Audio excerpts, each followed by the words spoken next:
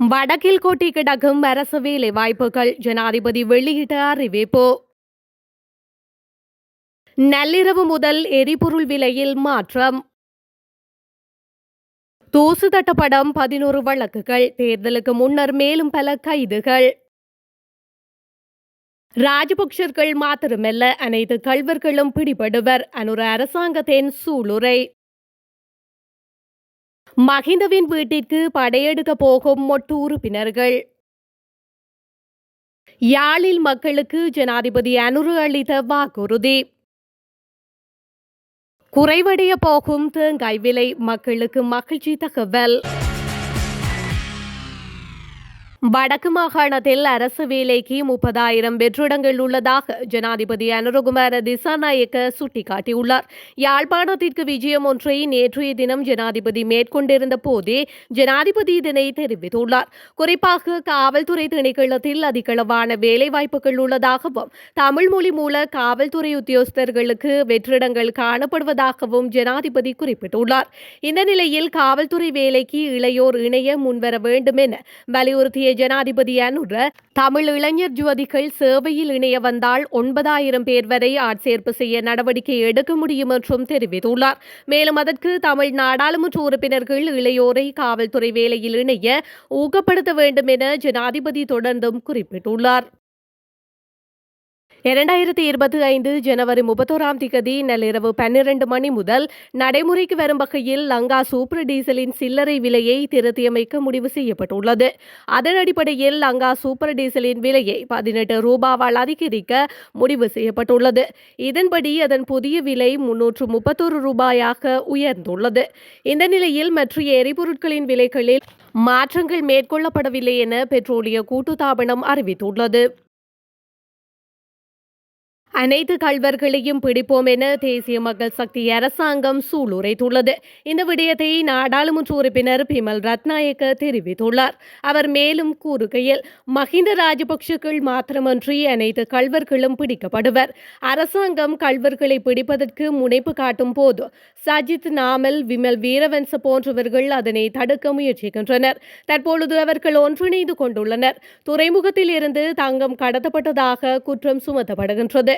அவ்வாறான தங்க கடத்தல்கள் கொள்கலன் ஊடாக இடம்பெறவில்லை. எனவே இது தொடர்பில் விசாரணை நடாத்தி உறுதிப்படுத்தப்பட்டுள்ளது என அவர் தெரிவித்துள்ளார். வடக்கில் நிலவும் காணி பிரச்சினையை மீளாய்வு செய்து மக்களிடம் காணிகளை மீள ஒப்படைக்க நடவடிக்கை எடுக்கப்படும் என ஜனாதிபதி அனுரகுமார திசாநாயக்க தெரிவித்துள்ளார். யாழ் மாவட்ட ஒருங்கிணைப்பு குழு கூட்டத்தில் கலந்து கொண்டு நேற்று உரையாற்றும் போதே ஜனாதிபதி இதனை தெரிவித்துள்ளார். அத்தோடு மக்களின் காணிகள் மக்களுக்கே சொந்தமாக இருக்க வேண்டும் என்றும் அவர் வலியுறுத்தியுள்ளார். அபிவிருத்தி நோக்கங்களுக்காகவோ அல்லது பாதுகாப்பு காரணங்களுக்காகவோ அரசாங்கம் நாட்டின் எந்த இடத்திலும் நிலங்களை கையகப்படுத்த முடியும் என்பதை சுட்டிக்காட்டிய ஜனாதிபதி, அந்த காணிகளுக்கு பதிலாக மற்ற காணிகளை மக்களுக்கு வழங்க வேண்டும் என்றும் கூறியுள்ளார். இதேவேளை யாழ்ப்பாண மக்களுக்கு மிகவும் முக்கியமான ஒரு திட்டத்திற்காக யாழ்ப்பாண ஜனாதிபதி மாளிகை முழுமையாக விடுவிக்க தயாராக உள்ளது என்றும் அதற்காக பொருத்தமான திட்டங்கள் சமர்ப்பிக்கப்பட வேண்டும் என்றும் ஜனாதிபதி அனுராதன் போது தெரிவித்துள்ளார். மேலும் போரினால் இடம்பெயர்ந்த குடும்பங்கள் இன்னும் வடக்கு மாகாணத்தில் இருப்பதாக தகவல் கிடைத்துள்ளதால் அது குறித்து விசாரித்து விரைவான முடிவுகளை எடுக்குமாறு ஜனாதிபதி அதிகாரிகளுக்கு பணித்துள்ளார். அத்துடன் வடக்கின் மக்கள் ஏராளமான பிரச்சினைகளை கொண்டுள்ளனர் என்பதை ஏற்றுக்கொண்டு ஜனாதிபதி கல்வி, சுகாதாரம், போக்குவரத்து மற்றும் விவசாயம் உள்ளிட்ட வடக்கின் முழு அரசு சேவையையும் மேலும் பலப்படுத்துவதில் சிறப்பு கவனம் செலுத்துவதாகவும் உறுதியளித்துள்ளார். ஸ்ரீலங்கா பொதுஜன பெரமுனவின் அரசியல் குழுவின் சிறப்பு கலந்துரையாடல் ஒன்று இடம்பெறவுள்ளதாக தகவல் ஒன்று வெளியாகியுள்ளது. குறித்த கலந்துரையாடல் நேற்றைய தினம் முன்னாள் ஜனாதிபதி மஹிந்த ராஜபக்சவின் தலைமையில் விஜயராம மாவட்டத்தில் நடைபெறவுள்ளதாக கட்சி வட்டாரங்கள் தெரிவித்திருந்தன. இந்த கூட்டத்திற்கு அனைத்து அரசியல் குழுவின் உறுப்பினர்களுக்கும் அழைப்பு விடுக்கப்பட்டுள்ளதாகவும் தெரிவிக்கப்பட்டுள்ளது. இதேவேளை கடந்த 27 விஜயராமவில் உள்ள மஹிந்த ராஜபக்சவின் உத்தியோகபூர்வ இல்லத்தில் கலந்துரையாடல் கலந்துரையாடல் ஒன்று நடைபெற்றது. பொதுஜன பெரமுன கட்சியில் இருந்து விலகி வேறு அரசியல் கட்சிகள் மற்றும் குழுக்களில் இணைந்த முன்னாள் நாடாளுமன்ற உறுப்பினர்களுக்கு குறித்த கலந்துரையாடலில் கலந்து கொள்ளுமாறு அழைப்பு விடுக்கப்பட்டிருந்தது. புதிய அரசாங்கம் ஆட்சிக்கு வந்த காலத்திலிருந்து ராஜபக்சர்களுக்கும் பொதுஜன பெரமுன கட்சியும் பாரிய அரசியல் பழிவாங்கல்களுக்கு உட்படுத்தப்படுவதாக விமர்சனங்கள் உருவாகியுள்ளமையும் குறிப்பிடத்தக்கது. கடந்த அரசாங்கங்களின் காலத்தில் நடைபெற்ற மோசடி, சட்டவிரோத சொத்து குவிப்பு விடயங்களுடன் தொடர்புடைய 11 வழக்குகள் தற்போதைக்கு தூசு தட்டப்பட்டுள்ளதாக அறிய கிடைத்துள்ளது. இதன்படி முன்பு நடைபெற்ற ஊழல், மோசடி மற்றும் சட்டவிரோத சொத்து குவிப்பு விடயங்கள் தொடர்பில் வழக்குகள் பதியப்பட்டு பின்னர் விசாரணைகள் நிறுத்தி வைக்கப்பட்டிருந்த 11 வழக்குகளையே மீண்டும் முன்னெடுக்க தற்போது தீர்மானிக்கப்பட்டுள்ளது. அதன் பிரகாரம் 4 வழக்குகளின் விசாரணைகளை நிறைவு செய்துள்ள குற்றப்புலனாய்வு பிரிவு போலீசார் சட்டமா அதிபரின் ஆலோசனைக்காக அவற்றை அனுப்பி வைத்துள்ளனர். மேலும் 4 வழக்குகள் தொடர்பான கோப்புகள் லஞ்சம் மற்றும் ஊழல் ஒழிப்பு ஆணைக்குழுவுக்கு அனுப்பி வைக்கப்பட்டுள்ளன.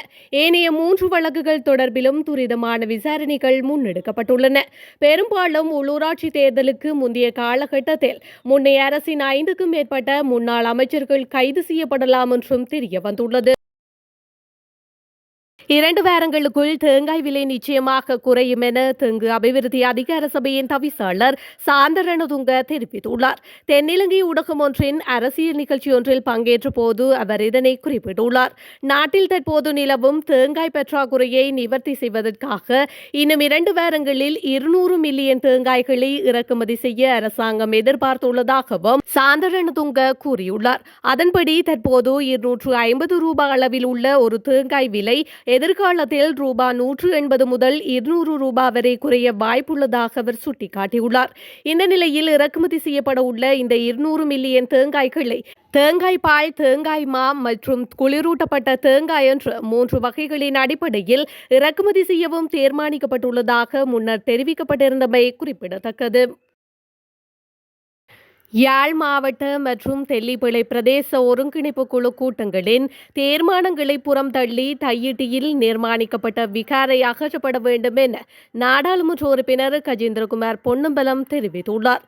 யாழ் மாவட்ட செயலகத்தில் ஜனாதிபதி அனுரகுமார திசாநாயக்க தலைமையில் இடம்பெற்ற ஒருங்கிணைப்பு குழு கூட்டத்தில் கலந்து கொண்ட போதே அவர் இதனை குறிப்பிட்டுள்ளார்.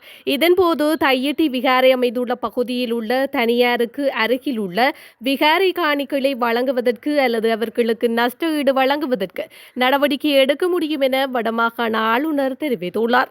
ஆளுநர் கூறிய விடயத்திற்கு ஜனாதிபதியும் செவிசாய்த்ததுடன் அதனை நாடாளுமன்ற உறுப்பினர் அர்ஜுனா ராமநாதனும் ஏற்றுக்கொண்டார். இருந்தபோதிலும் சட்டவிரோதமான முறையில் மதில் கட்டினாலோ அகற்ற சட்டம் இருக்கையில் சட்டவிரோதமான முறையில் ஒருங்கிணைப்பு குழு தீர்மானங்களையும் மீறி அடாத்தாக கட்டப்பட்ட விகாரை அகற்றப்பட வேண்டும் என்றும் அது எந்த விதத்திலும் இன நல்லிணக்கத்திற்கோ மாற்றத்திற்கோ ஏற்றதில்லை எனவும் நாடாளுமன்ற உறுப்பினர் கஜேந்திரகுமார் சுட்டிக்காட்டியுள்ளார்.